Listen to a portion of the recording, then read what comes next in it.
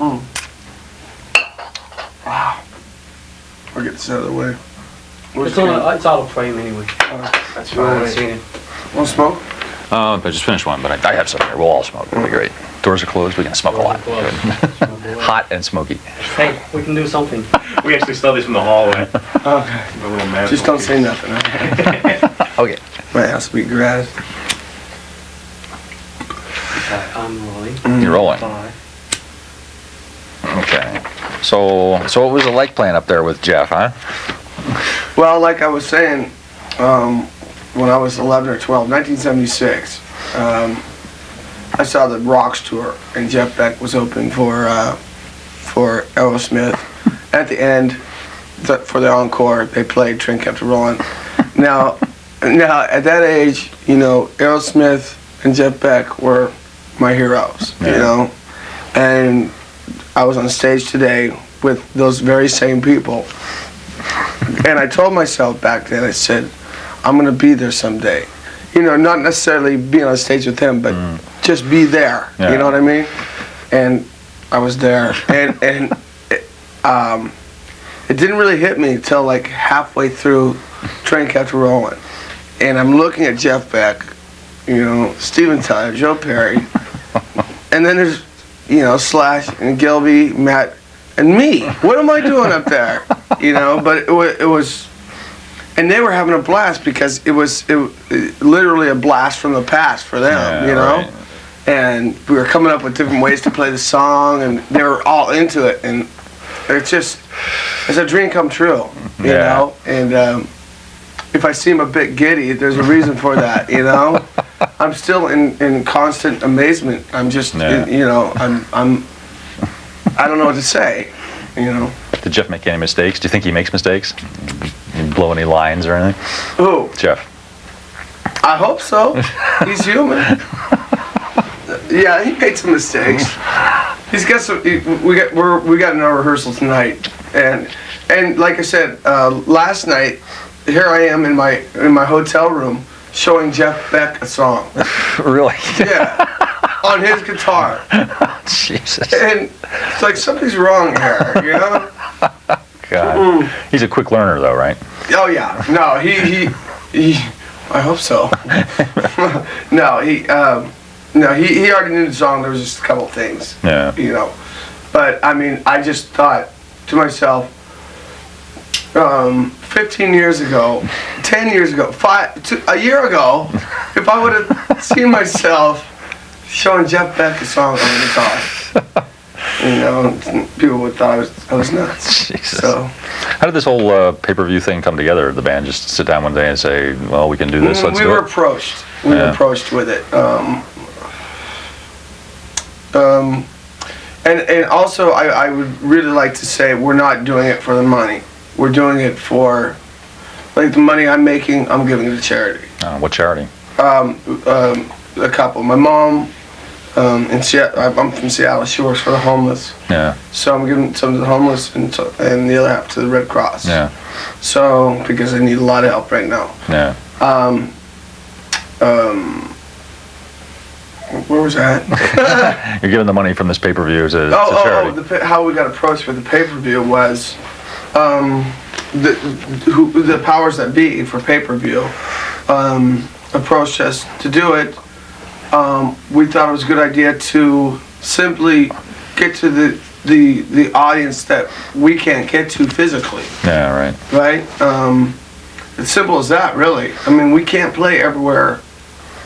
In the States, we just can't. Yeah. You know, we've been touring now for a year and over a year, and you know, we've still got a ways to go with the Metallica thing. Yeah, right. And you know, it people think it's a glamorous life. You know, we're getting tired. All right, we're really getting tired, and so we can't play every place.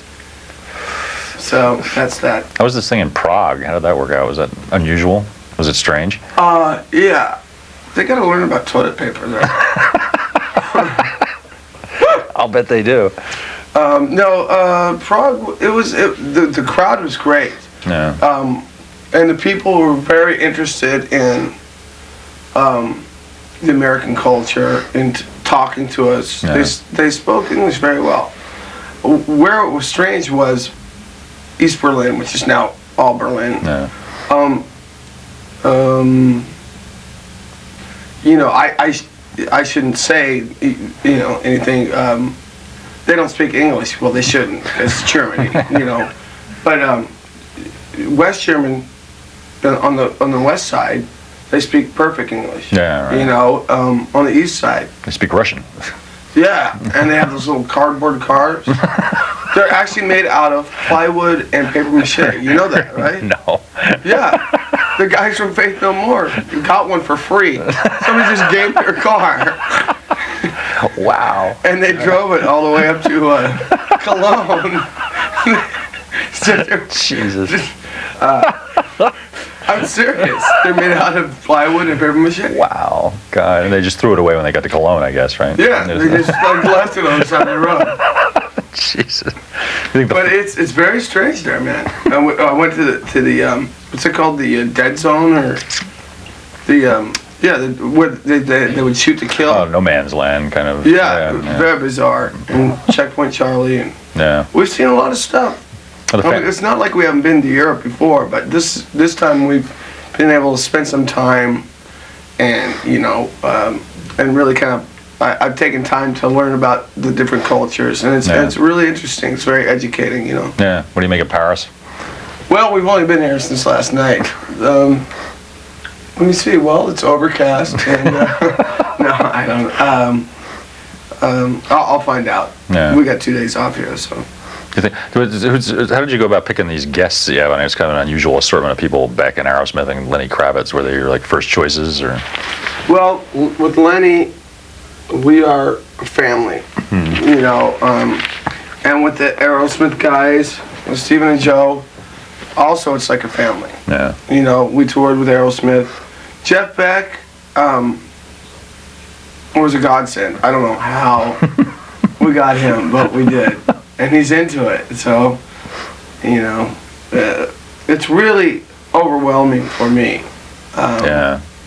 You know, because I'm a regular guy, you know, and this is really grandiose for me, you know. It's like, wow, I'm playing with Jeff Beck, and you know, and A lot of guitar players on stage. yeah, A lot of guitar players. yeah, and I'm the only bass player. Excellent. And you're playing a little drums too tonight, right? Mm. So you out there doing that. Yeah. And what does Gilby make of all this? Is Gilby fitting in well in the group? Is he like totally assimilated by now? Oh, Gilby.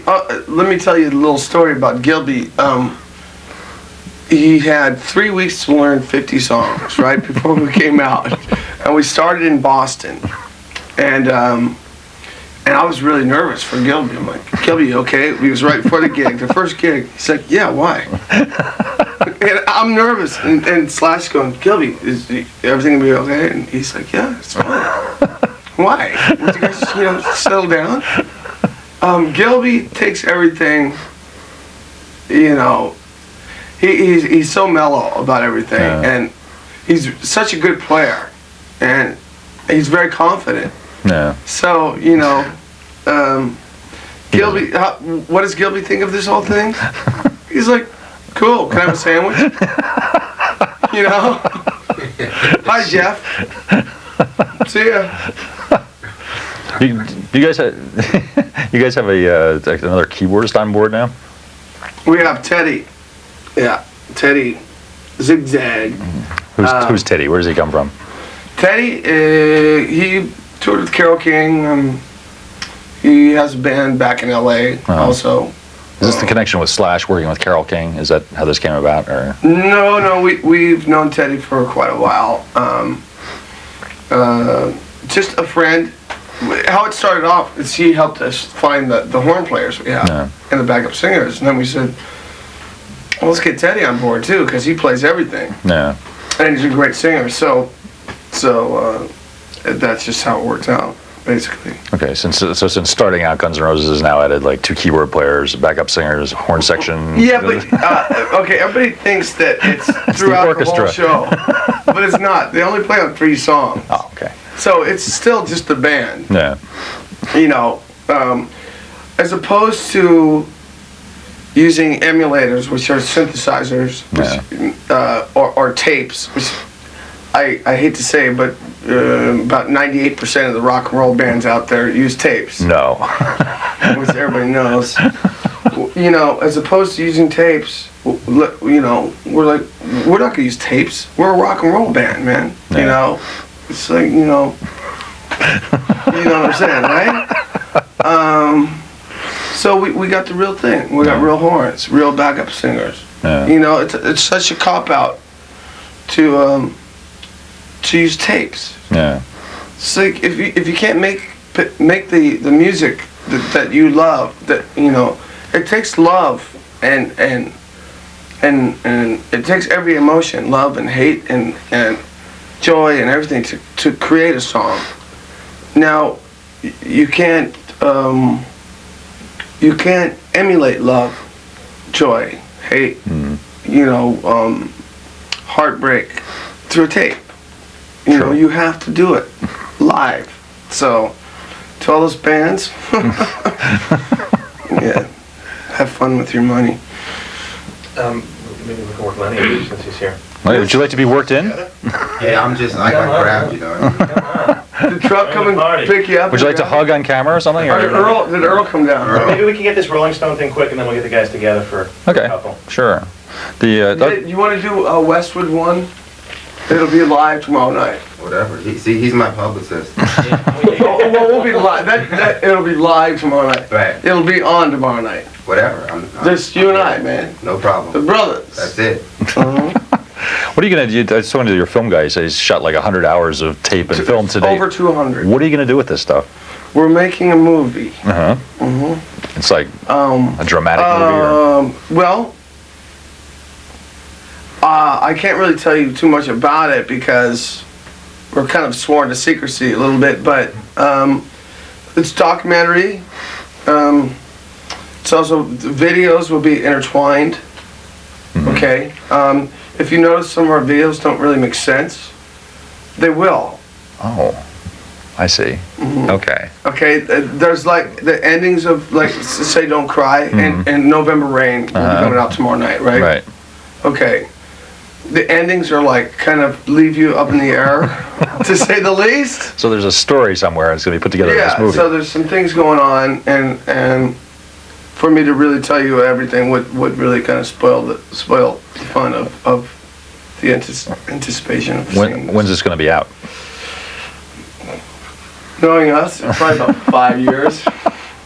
Is the band used to practicing without Axel now? I mean, is that just normal? You can go on and just get the band together and you don't need to sing yeah. Well, Axel, you know, he rehearses on his own in his room and so on and so forth, and we play all the time, so that's like rehearsal, you know. Yeah. Okay. So it's all right. Okay. We're doing something on this magazine, actually. I wonder what this means to you. I don't know. Do you get excited when you see yourself on the cover of this, or do you think it's a piece of shit, or what? But we're on MTV. Well, yeah, but that would be edited out. I'm not gonna show MTV or show Rolling Stone. No, being on the cover of Rolling Stone is like. Like what? I'll go back to when I was a kid. You know, Yeah. I never thought I'd be on the cover of Rolling Stone. What does it mean to me? I mean, are you a long-time reader of the thing? Did you always read it when you were a kid? Well, you just know it's there. Yeah. You know. Yeah, of course I did. And, you know, sing Led Zeppelin on the cover of Rolling Stone. Yeah. The Rolling Stones on the cover of Rolling Stone. Right. This goofball on the cover of Rolling Stone. You're on the cover of Rolling Stone. No, Spin, Rolling Stone wouldn't put me on the cover. Oh, Spin? Yeah, because they say I'm nothing but hype, you know. Okay, fuck Rolling Stone. Did you agree with what they said about you guys? I mean, do you like the stories they do on? Well, we have a good friend at the Rolling Stone. Luckily. Yeah, right. Yeah, Spin's the magazine that hates us. Why is that? Bob Guccione. Wow. That shit. What a guy. Yeah, yeah. Okay, well, being on the cover of Rolling Stone twice. You go into every supermarket and you see yourself. Yeah. And everybody sees you, and it's it's too much for things like this are too much for me to really take in. My mom calls me, says I saw you at Safeway. And that stuff. I'm serious. It's for me to really think about it. Would I think maybe screw me up a bit. Okay, well, I'm sorry. I didn't want to. No. So I go home and I go to my dogs and I play with them, and that's how I deal with it. And I had a pig and I had to give him away though. You had a pig? Yeah, Why? pot-bellied pig. Why'd I give him away? No, why'd you have a pig? Because I like pigs. Okay, all right. I like pigs too. I collect little pigs, but we can talk about that later. I do too. I collect pigs. How many do you have? Pig things? I mean, I've got a lot of pig stuff. I got a lot of pig stuff. Well, I've really got a lot though. I've really got a lot of pig stuff. All right. What are you trying to tell me? Actually, Duff's got another thing to do, so we can do Lenny here. We were talking Why about don't you guys go pigs. ahead and talk until Wendy comes? Oh man, he's all right, man. In New York, man. He taught my pig how to fly, but it didn't land very well. Oh. I know, it was raw. I was on the road, man. Jeez. Okay, all right, go ahead. So, how did you guys get together? What's the Lenny Guns kind of thing? When did you become friends with these guys? Well, I'll tell you, first of all, we heard Lenny's first record, and Slash and I, we would, it was like our favorite record to, How to put this? be with a woman with. How do you say that? Hand-holding music kind of thing. Well, Well, Okay, I think we understand that. You know what I'm saying? Okay, we got like promotional copies of it, so we got it like way. you didn't buy You it? didn't buy it, right? I bought it. I got all kinds of copies of your record. Records. Because I keep losing them. Because I take them everywhere. You leave them at the women's house. No, it's only one woman. But anyway, so you heard his record and you said, what a talent, right? Yeah, and Slash and I especially, we were just in love with it, and we got the pleasure of meeting Lenny opening up for Tom Petty Right. way back when, and it's been a family since then, really. We just gelled, Yeah. We think the same, and actually Slash and Lenny went to the same high school. Went to high school together, yeah. We were in the hallways most of the time, though. Yeah, right. But, You tell them the story. Yeah. well, no, just, I went to school with Slash and met them, Yeah. re-met them, and you, and Yeah. Slash and I recorded together on my album, Yeah. Yeah. On Always on the Run, Fields of Joy. And you recorded it with me on my record. That's right, I sang a song on Duff's solo record, Yeah. and We just hang. We do the hang thing. When we're like when we're in New York, we hang out, and when he's in LA, we hang out or wherever, and we're just buddies. mutual respect. Mutual respect. Thank you very much. What's it like playing up there with Guns N' Roses playing behind you? Is it, Oh, it's great, man. I've been waiting a long time to get to actually play live with them. And so they called me a week or so ago and said, come to Paris and wow. play. And today in rehearsal, it went really well. It went really well. Really well. God, that's great. I'm excited. God. We had a great time. Yeah, Slash was saying earlier how we didn't like that song because he wrote, Always on the Run. Right. The lick, right? Right. And then he did it with you, and the thing's great, So now it's like, God, why didn't we do that song? So now we're doing it. Yeah, now we're doing it. That's just sort of the way it could have been, right? You gonna tag along for any other dates on the European tour, or you gonna be pop out in the States? Or? I don't know. You never know what happens. I might not want to go home. I don't know. But You should stay out with us. yeah, maybe. Come out and do a little tap dance every night. Join the band, man. Hey. Everyone else is. Yeah, I beat me to Why it. not? What a good band I can it play is. tuba or something. Do you know how to play tuba? No, but I'll. Or strings. The only thing missing is accordion, strings. don't If you could just You get do. that together, would be good. Lenny plays accordion. No. Really? You do it. So What do you play on accordion? bar mitzvah song. Lady of Spain, kind of. Yeah. Really? That's interesting. The bunny hop, Yeah. all that kind of stuff. Really? Bunny. I used to go to lots of bar mitzvahs, man. Oh, Jesus. Okay, that's good. I think they want you out there. That's great.